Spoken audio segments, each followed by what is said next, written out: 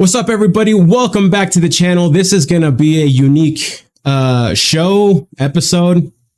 I love my in-laws. Not just because I love my wife. I just absolutely love my in-laws. And learning about their life, it's so interesting, right?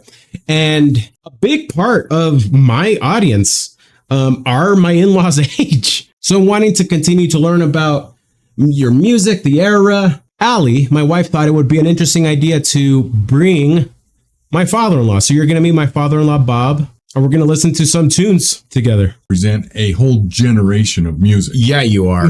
Just like a big job, right? And what generation of music is this? That's the problem. It's the beginning of rock. Okay. Right? Okay. You can say it's the beginning of modern rock and roll. So you said this song with the birds, turn, turn, turn? Yeah, this is just kind of... This has played in Forrest Gump. Oh, yeah. Right off the bat, I recognize it. Yeah. Okay. This is played in Forrest Gump.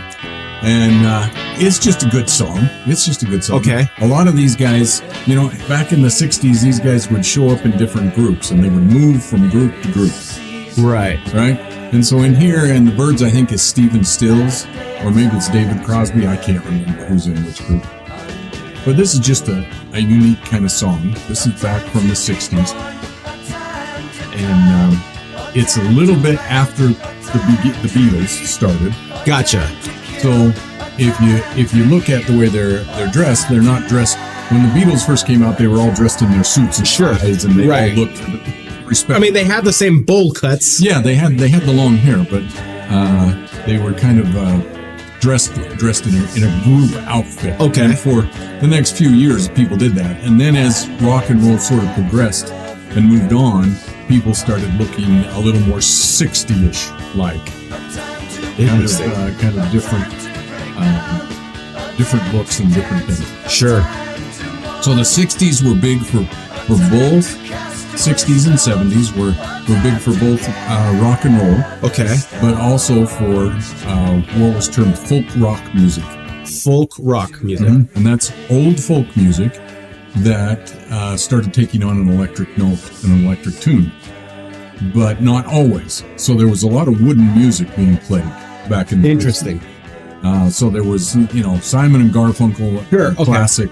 Okay, that's what you would consider it. Yeah, all that genre. John Denver and Donovan and I mean, just hundreds of groups that did folk rock. Their lyrics were meaningful for the time, but not necessarily enduring. Okay, with the exception of maybe Bob Dylan. Right. Who just never gets old with his lyrics. I mean, his voice is always terrible, but his lyrics are always great. He's one of those examples of when you write something meaningful, and it's even though it's like not a good voice per se, it's authentic, it's real. And yeah. So people like it goes with his words. Sure. And his music is all by himself, right? So, but is it really? Yeah, anybody else that sings like Bob Dylan? No, I don't either. No. Hey. But he's definitely that. So there's this wide range of music, just like there would be if I said, came to you and say, give me 2 songs that represent everything that you know for your age, right? It would be like, well, there's all kinds of things from grunge to hip hop to rap to Papa Bob. Oh, hey. Okay, so but one of the things that started happening was, and what was sort of important to the music of the time, was the protest movements in generation. Sure. And the differences between people just doing what their parents and everybody had done before to saying, we don't like what you did before. We're going to throw it away. We're going to protest it. We're going to do anything that is opposite of what you did. So some of the music comes up with that. The second song does that. But the first song is just a feel-good, happy, real beat kind of song. Which one is it? Jump Into the Fire. Jump Into the Fire. This is an upbeat one. Yeah. Okay. So this one you got to play loud. Okay. Yeah, we will. Okay, so let's make sure we will be loud. Yeah, we'll be good. Okay, so the band is Nielsen. Nielsen Schmiltz That was the name of the album, no. Nielsen Schmielsen. Harry Nielsen. He was just always called Nielsen. I guess he had a band, but I don't know. Okay. Not right now, because we're doing a little video right now. Okay, we can do it, but you can't cry. You're a big girl. It's just gonna be like that. She'll walk at 0.5, like 0.1 miles per hour, and she just likes it. There you go. My daughter is on the treadmill. Okay, so Harry Nielsen is kind of an enduring figure in the music too. Started in the 60s, but really going all through to almost today. Okay. He lasted a long time. Am I gonna recognize this song? I don't know. Okay. Let's see what you think. I love you too, Millie.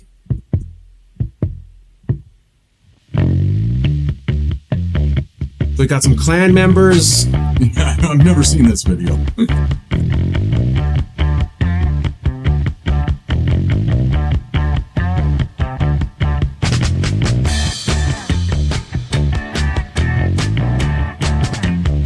It's funky.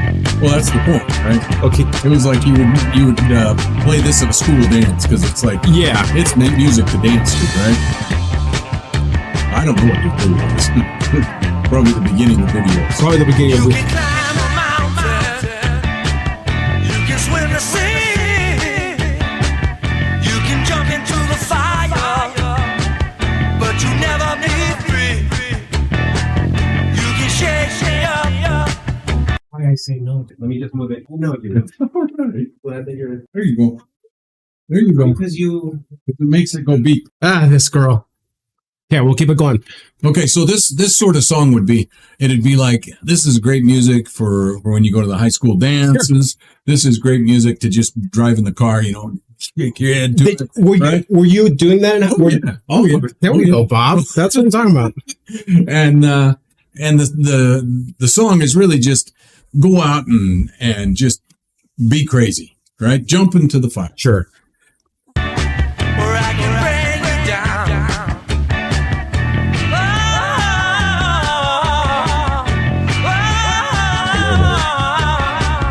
We can make each other happy.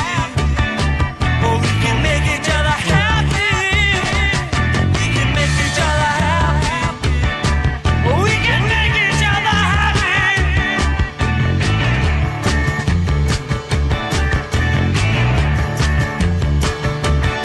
I'm going to look up the lyrics really quick because I'm okay. Like you said, he's probably not saying anything like He's not saying anything meaningful. or anything. No.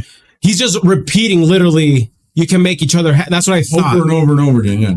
It's kind of, you can climb a mountain, you can swim the sea, you can jump into the fire, but you'll never be free, right? It's like, you just got to live your life. Yeah. Kind of a, you only live once. Kind and hence, with YOLO. it being like a dancing, YOLO. And because of it's like this type of, it's playing at a party. It's kind of what the 60s were talking about, right? Okay. It was people just breaking out and just saying, I'm only going to live once, I'm just going to, tune in, turn on, drop out. Sure. Right? You heard that before? Yeah, I have not heard that. Have you not heard that? No. Timothy Leary. Timothy Leary was this famous Harvard professor who became enamored with psychedelic drugs, especially LSD, and started a whole cult going on that he said, tune in, turn on, drop out. About that. And that's kind of the story of the 60s. Well, how about that? Like, I knew, of course, knew that like LSD and psychedelic experience were a big thing from then. But wow, I never heard that term. That's great. This is why we're doing this. This is like so interesting to learn. It was a very different time to kind of grow up as a kid. Sure. I mean, I guess I don't know what it's like to grow up as a kid today. But then it was really different because you were just sort of rebelling against the establishment. Right? Yeah. You're just saying, I don't need the stuff of what you thought made you happy.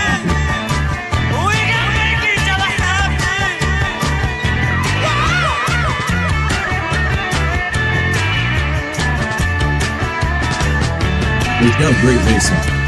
Yeah, it does.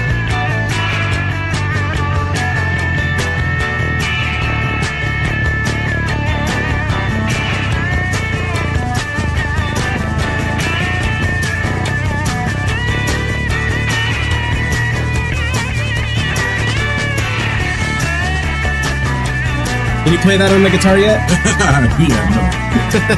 You can climb a mountain. So for those who haven't heard, I've been picking up the guitar. That's right. As an old man. That's what I'm still going to be a that. rock icon. That's rock right. god. You never know. You never know. But I've been playing for over a year, and I think I'm probably the slowest learner ever been. My fingers just don't do what they're supposed to do. Hey, it takes a long time. Mad respect for you just like trying to pick up something new, though. Like, seriously. No. So okay. anyway, second song. Okay. Just to kind of keep moving. We talked a little bit about the counterculture, protesting against the establishment. Yeah. The Vietnam War was huge. Sure. Okay. And, kind of everyone started protesting. All the people that were in college or before that were protesting against the Vietnam War. Okay. And in 1969, there was a large protest in, now I've forgotten the college. Berkeley. No, well, there's always one in Berkeley. Anyway, there, what's the name of it? Well, anyway, there was, as these colleges would protest and protests would become big, sometimes the governors would call in National Guard to kind of keep control, because they often would get destructive rather than violent, destructive. Sure. Quite familiar. It's happened a little bit. Yeah. And so in one of, and that's why I can't remember the name of the college, and I should know this. But anyway, in one of them, the National Guard got out of control and killed 4 protesters. Wow. Just shot them and killed them, and it was Kent State. There you go. Kent State. Okay. Kent State. Killed 4 protesters, and that sort of ignited a real big round, kind of the George Floyd kind of thing. Just really ignited. This was your... This just really ignited interesting position to what literally. This is my first time hearing about this Kent State thing. Yeah, that's cool. So the next song is by Crosby, Stills, Nash and Young. They're a really famous group.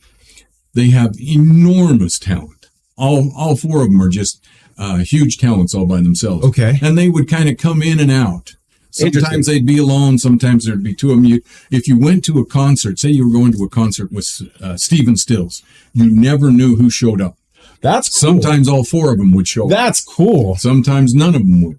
Sometimes it'd just be Stephen Stills all by himself or David Crosby all by himself. But that's awesome. The people would kind of come in and off on the stage.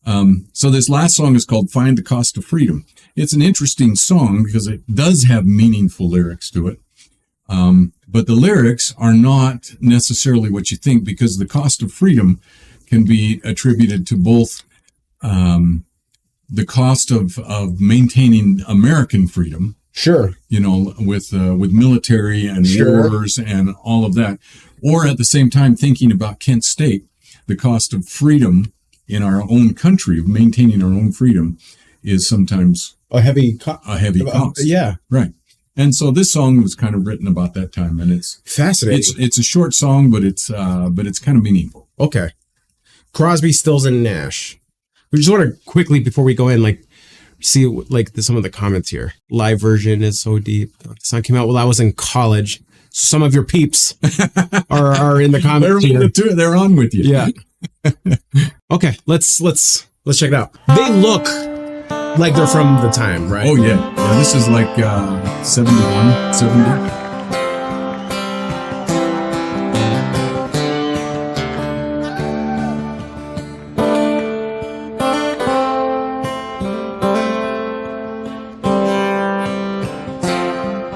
This is the live version. Is this okay? Yeah. Yeah. Sounds good. The guitar sounds great. This comes off of a double album called 4-Way Street, which was a live concert that they just recorded and released. That's so cool.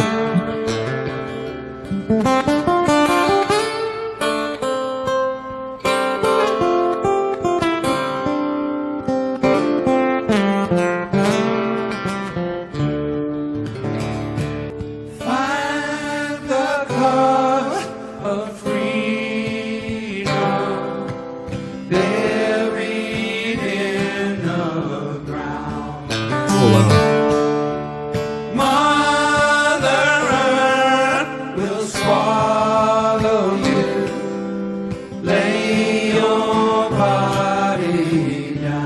It sounds like it's almost like a Gregorian chant. Yeah. It's like a song being sad about those, like that we have to pay lamenting what we have to do to maintain freedom. Yeah.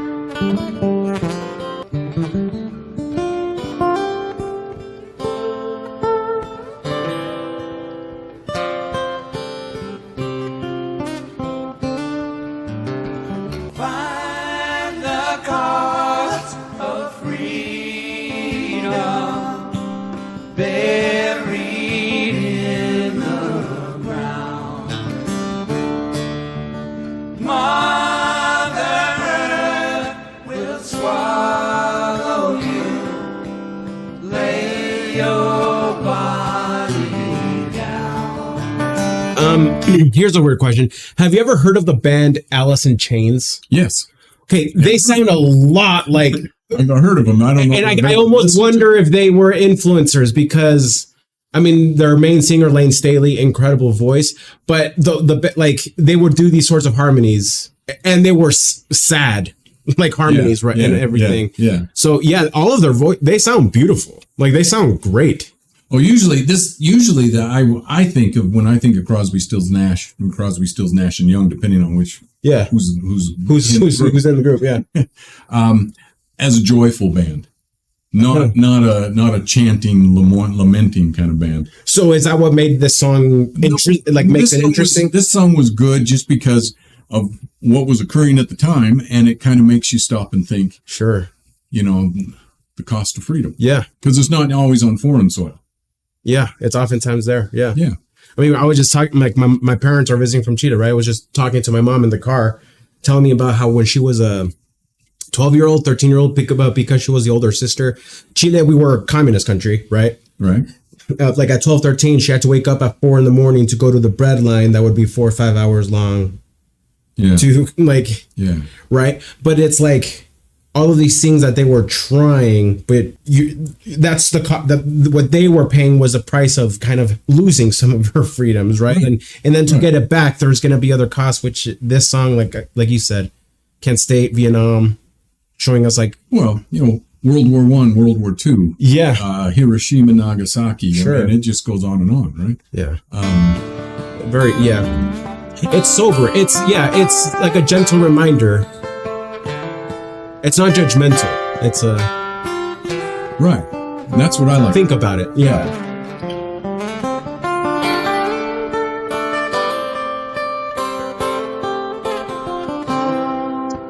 Guitar playing's great.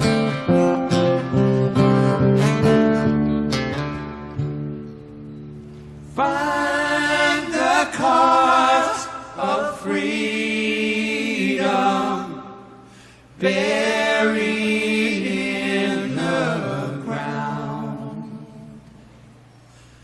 Mother Earth will swallow you. Lay your body down.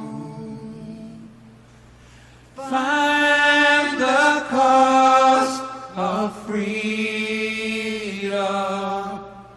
buried in the ground. Mother Earth will swallow you. Lay your body down. Wow. That was powerful. That was really powerful. Oh, that was powerful. Well, I don't know. I mean, that doesn't cover the music of my generation, but it's a pretty good range. Yeah. Anything from just partying on with Jump Into the Fire, sure, into something more. It was an interesting time because like that was kind of like when things started kind of, no pun intended, blowing up, and they did. Speed was becoming a thing, and it did. It was an interesting technological advances, social right, social changes. upheaval. There was racism, sure, Ku Klux Klan, Black Power. It's just all forms of society that had been so stable through the 50s just started falling apart. And then you get into the 70s and the 80s, and it kind of formed back together again It around materialism. Right. Sure. Right. And everybody was like, let's go make money on Wall Street. Yeah. At any cost. Finding a god to substitute God. Yeah. Because he fell out of popularity there in the 60s and 70s. Really? Yeah. That was is God dead? Sure. Right. That's right. Right.